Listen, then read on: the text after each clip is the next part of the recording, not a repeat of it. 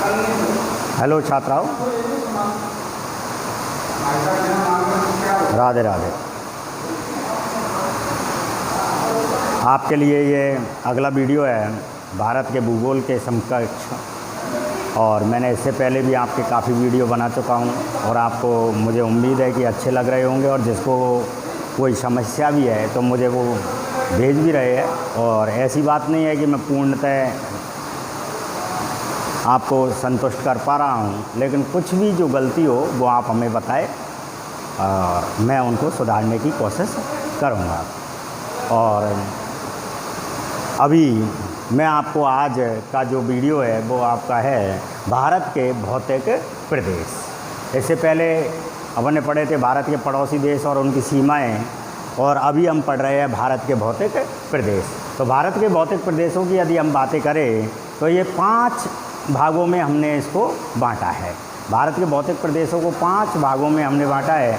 वैसे हमारी जो भारत है, भारत की संस्कृति है वो काफ़ी विविधताओं से भरी हुई है। यहाँ पर उच्च पठार भी है, तो पर्वती भी है, नदियाँ भी है, मैदान भी है। यानी विश्व की संपूर्ण भौगोलिक स्थितियाँ आपको भारत में देखने को मिल सकती है। तो भारत में संपूर्ण भौगोलिक स्थितियाँ स्थित है और हमारा भारत को हमने इस समय 5 भागों में विभाजित किया है। वैसे इसके काफ़ी भाग हो सकते हैं, लेकिन मुख्यतः मैंने 5 भागों में यहाँ पर विभाजित किया है। जिसमें पहला है आपका उत्तर के विशाल एवं उच्च पर्वतीय प्रदेश, दूसरा है आपका उत्तर का महान मैदान, तीसरा है प्रायद्वीपीय पठार, चौथा है तटीय मैदान और 5वां है द्वीप तथा द्वीप समूह। 5 भागों में हमने इसको विभाजित किया है। पहला भाग आपके उत्तर के विशाल एवं उच्च पर्वतीय प्रदेश, और दूसरा उच्च पर्वतीय प्रदेशों की यदि हम बातें करें तो ये जो आपका भारत का मैप यहाँ पर सही नहीं दिखाई दे रहा होगा, लेकिन फिर भी आप समझने की थोड़ी कोशिश करें कि इस जगह से लेकर, मैंने एक दिन और वीडियो में आपको बता चुका हूँ कि ये आपका पूरा पर्वतीय प्रदेश जो है ये आपका आता है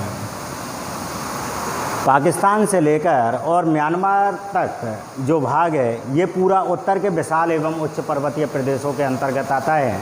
ये पूरा भाग आपका विशाल मैदान, विशाल पर्वतीय प्रदेश के अंतर्गत आ रहा है। यहाँ पर सभी पर्वतीय यानी उच्च पर्वतीय जिनकी श्रृंखलाएँ यानी जिनकी चोटियाँ लगभग 5000 मीटर से ऊंची हो, वो सभी क्षेत्र इसके अंतर्गत आ रहे हैं। यहाँ पर हिमालय के काफ़ी भाग है जो आपको बताए जाएंगे। दूसरे क्षेत्र में आता है आपका उत्तर का महान मैदान। उत्तर के महान मैदान की बातें करें तो जो पर्वत पदीय क्षेत्र होते हैं, पर्वत के नीचे वाले जो क्षेत्र है उनको हमने यहाँ पर उत्तर का महान मैदान के रूप में बताया है। महान मैदान क्या होते हैं? यानी जो आपके गंगा का क्षेत्र है, ब्रह्मपुत्र का क्षेत्र है और सिंधु का क्षेत्र है। इस प्रकार 3 नदियों का जो क्षेत्र है, ब्रह्मपुत्र, गंगा और सिंधु, इन तीनों को सम्मिलित रूप से यहाँ पर उत्तर का महान मैदान के रूप में हमने बताया है। जिसमें गंगा का मैदान सबसे बड़ा रहेगा, क्योंकि गंगा पूर्णतः भारत में बहने वाली नदी है। थोड़ी बहुत इसका क्षेत्र है वो बांग्लादेश में और नेपाल में भी बहता है, लेकिन अधिकांश भाग यानी लगभग 90% से अधिक भाग इसका भारत में बहता है। इसलिए इस क्षेत्र को हमने महान मैदान के रूप में माना है। यहाँ पर ब्रह्मपुत्र का क्षेत्र आता है, गंगा का क्षेत्र आता है और सिंधु का क्षेत्र आता है। इन तीनों को सम्मिलित रूप से जो क्षेत्र बोला है वो उत्तर का महान मैदान के रूप में हमने बताया है। तीसरा क्षेत्र आता है आपका प्रायद्वीपीय पठार। यानी एक तो होता है उच्च पर्वतीय क्षेत्र, एक होता है पर्वतीय क्षेत्र और तीसरे नंबर पर आपका पठारीय क्षेत्र आते हैं। पठार किन्हें कहते हैं? जिनका जो समतल भूमि से थोड़े ऊंचे तो उठे हुए हो, लेकिन उनका ऊपरी भाग कैसा हो? समतल हो। उन्हें हम क्या कहते हैं? प्रायद्वीपीय पठार के या पठार के नाम से जानते हैं। लेकिन यहाँ पर पहला शब्द आपके साथ जोड़ दिया है प्रायद्वीपीय। प्रायद्वीपीय यानी जिसके तीनों ओर जल हो, उस क्षेत्र को प्रायद्वीपीय है। तो यहाँ पर ये क्षेत्र यहाँ पर समाप्त हो जाता है और इससे नीचे वाला जो क्षेत्र आएगा, ये वाला जो क्षेत्र आएगा, ये प्रायद्वीपीय पठार के अंतर्गत आएगा। मतलब भारत का इस प्रकार का जो क्षेत्र है, ये वाला जो क्षेत्र है ये कहलाता है प्रायद्वीपीय पठार।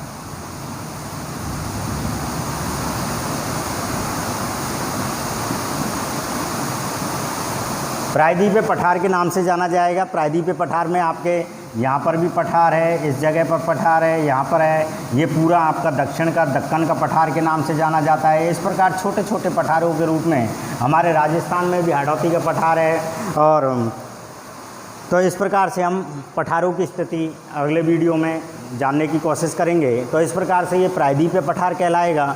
और चौथे नंबर पर आता है आपका तटीय मैदान, मतलब तटीय क्षेत्र। अभी ये जो क्षेत्र है इसके पूरे क्षेत्र में इसको बोलते हैं तटीय, मतलब ये जो भारत का मैप आपने देखा है, वापस से आप देख सकते हैं।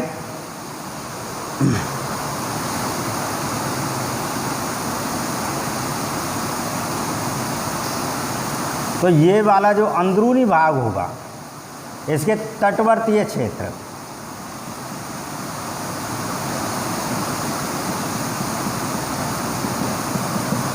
तो ये जो भाग होंगे इनको बोलते हैं हम तटीय क्षेत्र, तटीय मैदान। मतलब सागर से जुड़े हुए हैं, लेकिन उनके अंदर के जो भाग होंगे यानी मैदानी भाग जो होंगे उनको बोलते हैं हम तटीय मैदान। इसके समकक्ष आपके काफ़ी राज्य आते हैं, जिसमें गुजरात भी आता है, तो आपका महाराष्ट्र भी आता है, साथ में गोवा भी आता है, आपका कर्नाटक भी आता है, केरला भी आता है, तमिलनाडु भी आता है, आंध्र प्रदेश है, उड़ीसा है और आपका पश्चिम बंगाल भी है। तो इस प्रकार से काफ़ी राज्य है जो तटीय मैदान के अंतर्गत आते हैं। तो आपका जो चौथा भाग भारत के भूगोल का या भारत के भौतिक प्रदेश का कहलाएगा वो आपका तटीय मैदान होगा। जबकि आप लास्ट की ओर चलते हैं, जिसे बोलते हैं द्वीप तथा द्वीप समूह, यानी जो भारत के चारों ओर जितने भी द्वीप है, लगभग 206 द्वीपों की श्रृंखला यहाँ पर मानी गई है, बड़े बड़े द्वीपों की जो 206 है। लगभग आप देख सकते हैं गुजरात में भी काफ़ी द्वीप है, साथ में आपके गोवा के पास में भी काफ़ी द्वीप है, गोवा के अंदर भी काफ़ी द्वीप है, तो आपके केरला में भी है, तमिलनाडु में भी है।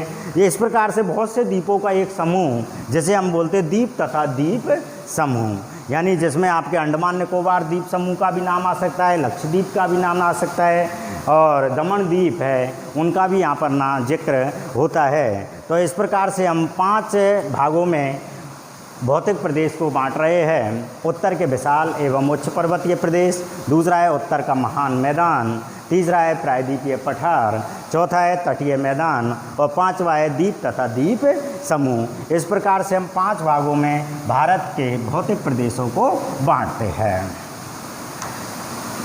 हाँ, इनमें और भी काफ़ी बातें हैं जो आपको अगले वीडियो में बता दी जाएंगी। अभी हम बातें कर रहे हैं पहले, तो इस प्रकार से हम जैसे भारत की एक समतल भूमि पर इसको प्रकट करते हैं, तो इस प्रकार से आपके आते हैं।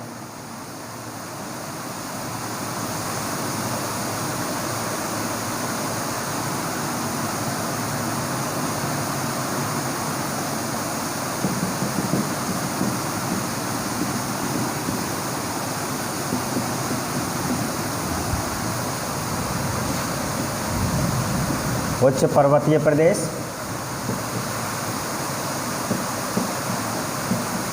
महान मैदान, पठारी भाग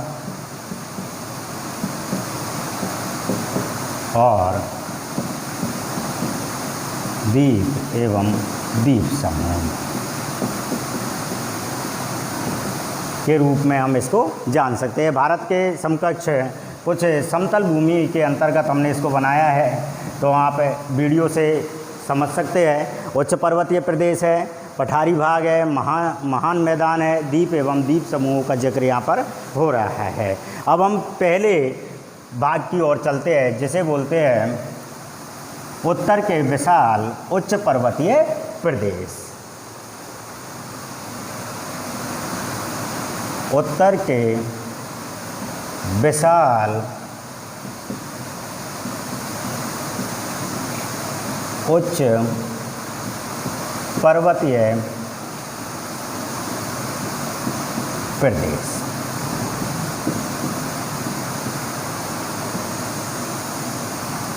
आपने यहाँ से देख चुके हैं कि कि किस प्रकार से उच्च पर्वतीय प्रदेश मतलब ऊंचे पहाड़ी प्रदेश पर्वतीय प्रदेश होंगे जिनकी चोटियाँ होती है वो यहाँ पर आते हैं। जैसे हमारे भारत का सबसे ऊंची चोटी कौन सी कहलाती है? K2।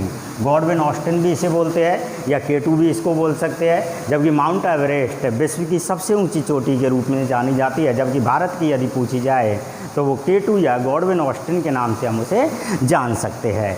यदि हम बातें करते हैं कि इनको हम पर्वतीय प्रदेश को हम यहाँ पर 3 भागों में बांटेंगे।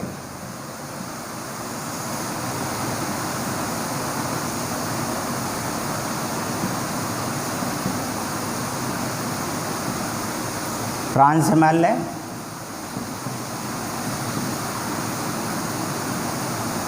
मुख्य हिमालय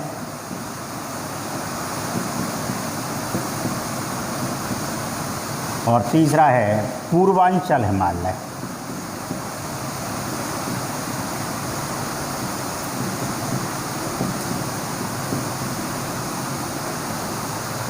पर्वतीय प्रदेश को यहाँ पर हमने 3 भागों में विभाजित किया है, ट्रांस हिमालय, मुख्य हिमालय और पूर्वांचल हिमालय। यदि हम यहाँ पर मैप के द्वारा भी इनको आपके आगे समझते रहेंगे तो पहला आपका ट्रांस हिमालय के रूप में इसको विभाजित किया है, दूसरा मुख्य हिमालय के रूप में इसको विभाजित किया है, तीसरा आपका पूर्वांचल हिमालय के रूप में इसको हमने विभाजित किया है। तो अभी जो ट्रांस हिमालय की हम बात है, काराकोरम, सत्तारो, लद्दाख और जास्कर 4 भागों में यहाँ पर विभाजित किया जाता है। और मुख्यतः इसकी बातें जो कर रहे हैं ये आपके मुख्यतः पूर्णतः ही आपके अधिकांश इसका जो भाग आता है वो जम्मू एंड कश्मीर के अंतर्गत ही आता है। तो अभी मैं आपको अगले वीडियो में आगे समझाऊंगा।